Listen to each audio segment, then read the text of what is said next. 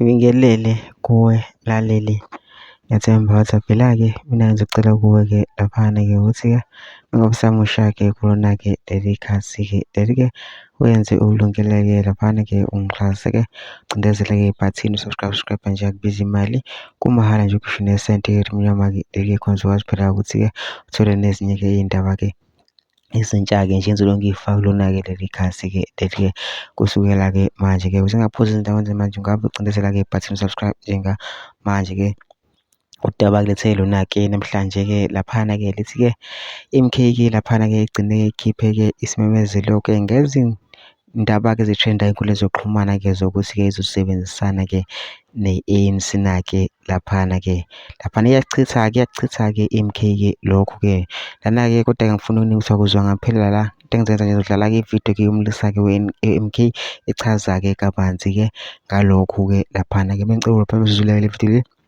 ngene ema-comment section-ke futhi ushiye uvo lwakho ukuthi wena ucabangani-ke ngalo-ke lolu daba-ke lolu-ke bese uyangixhasa-ke ucindezele-ke ibhathini subscribe nje akubizi imali kumahhala nje ukusho nesenti-ke lemnyama-ke ekhona uzokwazi phela ukuthi-ke uqhubeke uthole nezinye-ke iy'ndaba-ke ezintsha-ke nje zolo ngiy'faka kulona-ke leli khasi-ke leli-ke kusukela-ke manje-ke nawe-ke le video-ke awuyithokozele.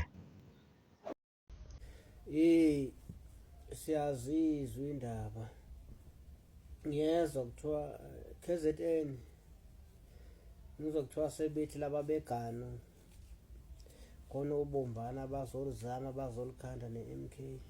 Hayi ngathi lisekwe ingane zakwethu into engekho leyo, ningadidiseki nje into mayingekho ayikho, into nje engekho manje into esebeyifisa. Angithi bakhetha ukuba abelungu bona, bakhetha ukuba mhlophe, bathi thina sohamba siyodibana negano GNU. Yini esibaxakile manje, sebahamba behubhuza amanga bethi bazohlangana ne-MK. Awukahle kwanihlula kudala lokho, nina nakhetha ukuba mhlophe. Bengizothi mina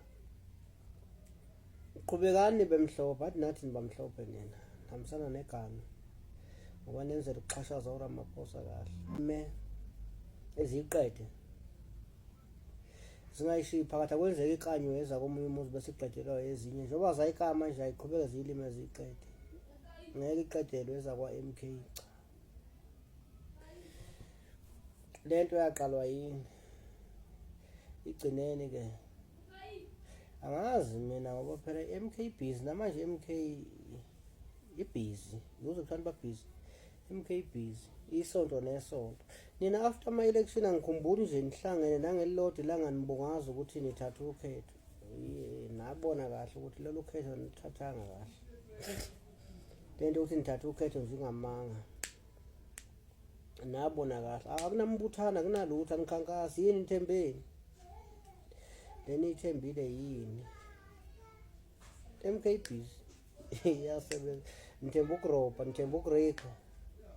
So esibone nalo luyezo lo masipala 2026 luyeza lo masipala. Noma ngabulala oyedwa wethu niyitshela ukuthi mhlawumbe niyaqetha nge-MK niyoshiya inkumbi, kuyoba sengathi niphose nje ubone uma ulahlela itshe olwandle. Ngake ungicingisa isitoni setshe olwandle, ngeke kuyobe kufana nokuthi anenzanga lutho. Uyabheda lento nayo iqala nina igcineni-ke. Angithi nabona sengathi niba mhlophe nina nakhetha ukuyombuka nabantu abamhlophe ngoba nakho nikhohliswa yile mpongo le abanina. Kodwa kulungile soke sibone, kodwa nje ngenza ukuthi ningadidiseki.